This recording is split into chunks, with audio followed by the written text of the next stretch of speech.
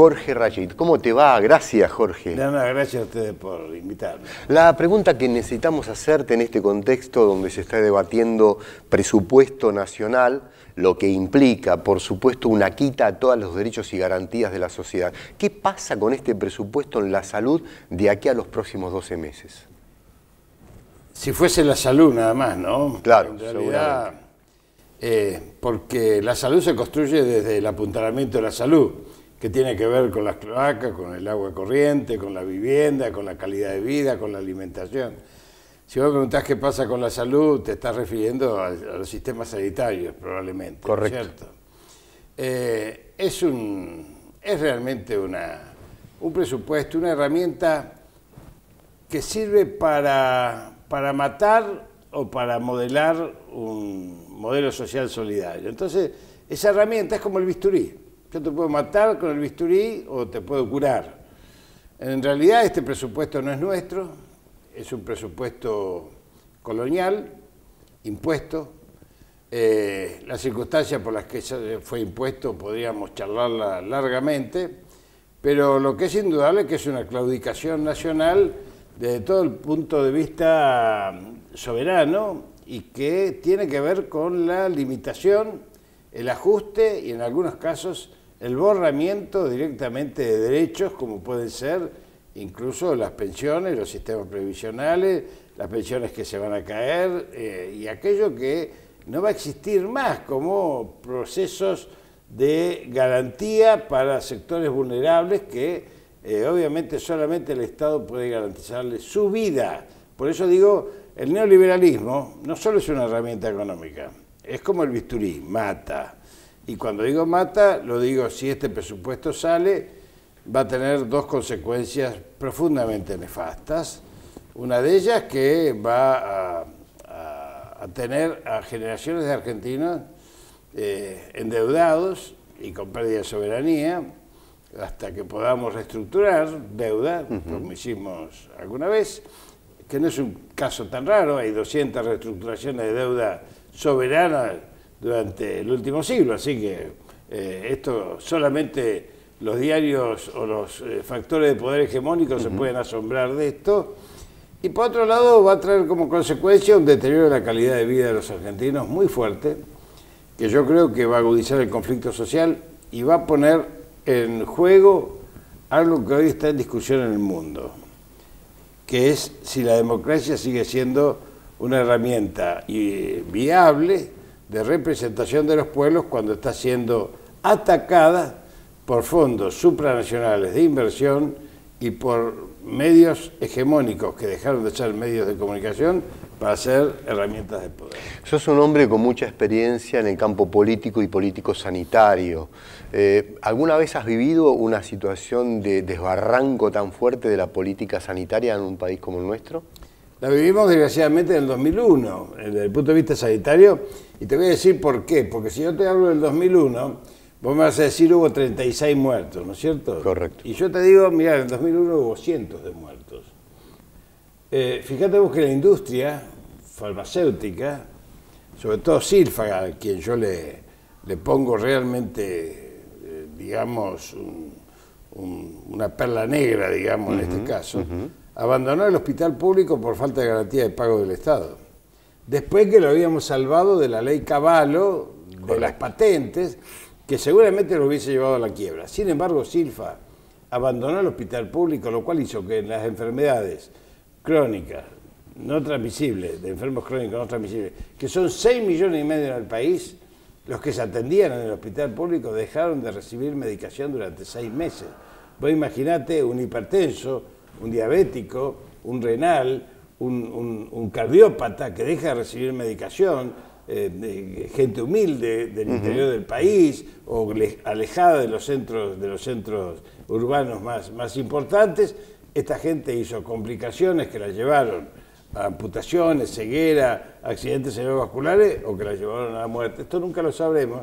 Nunca lo sabremos porque no hay estadística de eso y porque el sistema sanitario está justamente con estos procesos de ajuste que empezaron en los 90, atacado por el Banco Mundial, que es el verdadero Ministerio de Desarrollo Social del gobierno global. Hablábamos del 2001, pero volviendo a estos términos de la discusión del presupuesto, a la dificultad de sostener la estructura sanitaria para que pueda contener la salud nacional, ¿no? ¿En qué momento se puede pensar que nos encontramos? Porque hay un montón de enfermedades que pensábamos que las habíamos superado que hoy empiezan a aparecer. Sin ir más lejos, están la discusión y el pedido, el clamor que se siga vacunando.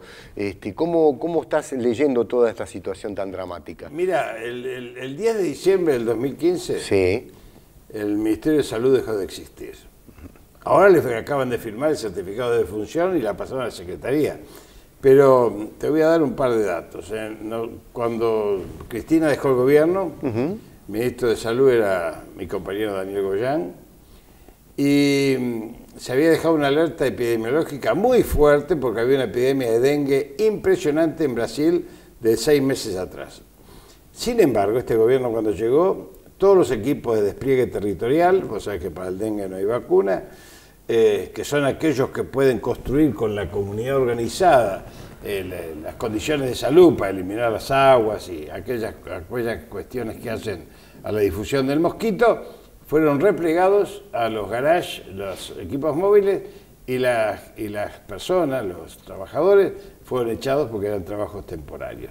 Esto sucedió y a partir de ahí entonces fueron bajando el remediar, que pasó de 74 medicamentos a menos de 20, dejaron de funcionar servicios de terapia intensiva neonatal, aumentó la mortalidad neonatal infantil en un punto, vos sabés que se mide en miles, ¿no?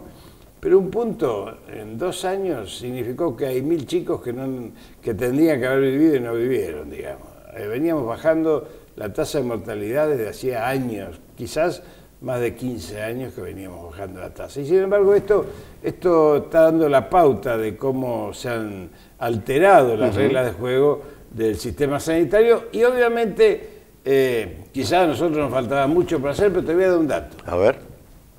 Para poder realizar una política de salud, y esto va para la gente, hay que decirle lo que tenemos que hacer, tenemos que hacer una nueva constitución, porque la constitución del 1994 nos fragmenta y ha municipalizado la salud pública, por ejemplo, y esto ha llevado a que el intendente de Lanús esté contento porque son 600.000 habitantes, pero el intendente de Pirané Formosa, cuando le nace un pibe, sabe que tiene 4 años menos de vida que un chico de Capital, Rosario, Córdoba o Mendoza. Jorge, vamos cerrando la entrevista, a la cual te agradecemos muchísimo por ella, pero 2 cuestiones. Una, recuperamos un Estado, un mandato democrático, un retorno al Estado de Derecho.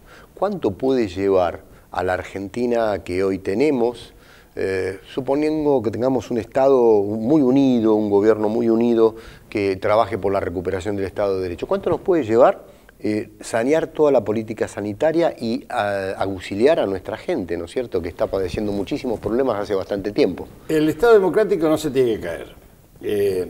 Esto, lo cual no quiere decir que este gobierno pueda durar porque no existe más. Esto te lo digo hoy, no existe. Este gobierno se ha quedado sin margen político, no puede modificar políticas que le vienen impuestas, no puede modificar ni tiene espacio político para confrontar, no tiene absolutamente nada que lo lleve a poder gobernar, simplemente está remando en el dulce de leche que le han dejado.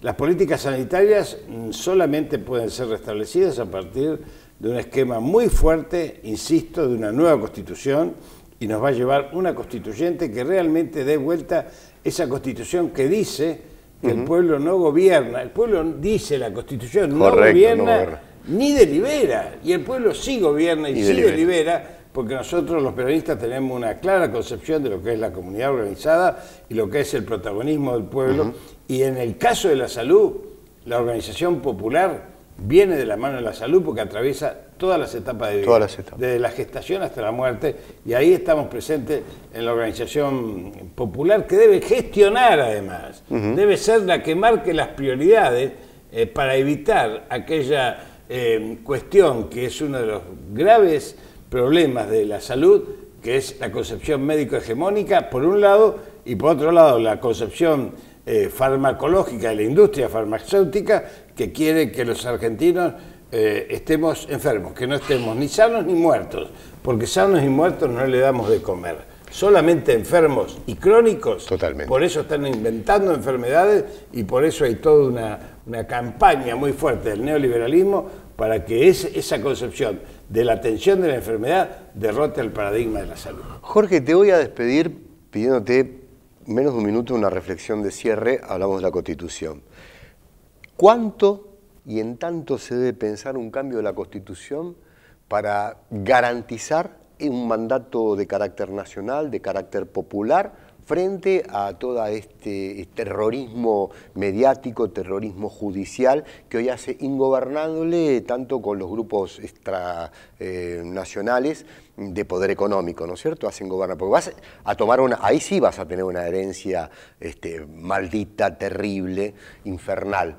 ¿En qué parte crees que hay que pensar un cambio de la Constitución en esa dirección? En realidad esto, como te dije antes, se está discutiendo en el mundo. En el la mundo. democracia está puesta en jaque. Exactamente. Entonces, una Constitución como la que venimos charlando, una nueva Constitución que tiene que estar en debate del pueblo, porque las constituciones son del pueblo, no de los abogados. Exactamente. Esto es lo que hay que plantearlo con toda claridad, es un debate popular. Para mí tiene 3 andariveles, me dijiste un minuto.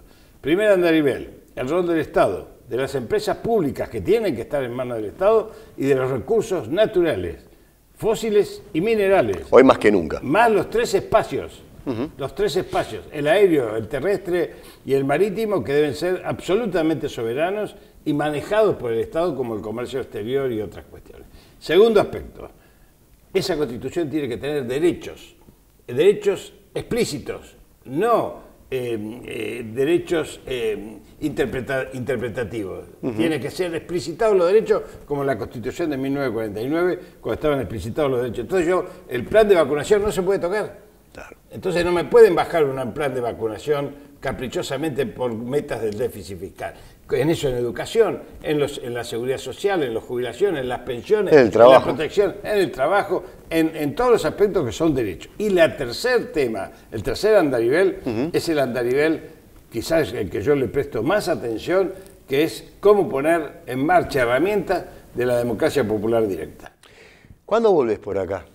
Cuando ustedes me inviten. Te llamamos a llamar porque hay mucho para seguir charlando. Lo político y lo sanitario, que es parte de lo mismo, ¿no es cierto? Eso. Preservar al pueblo para que el pueblo pueda tener preservación de su estado de salud mental y de su lucha, ¿no?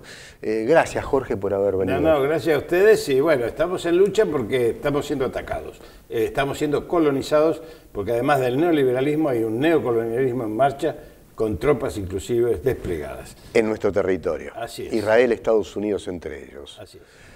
A ustedes la seguimos mañana, en el mismo lugar, a la misma hora. Chao, gracias.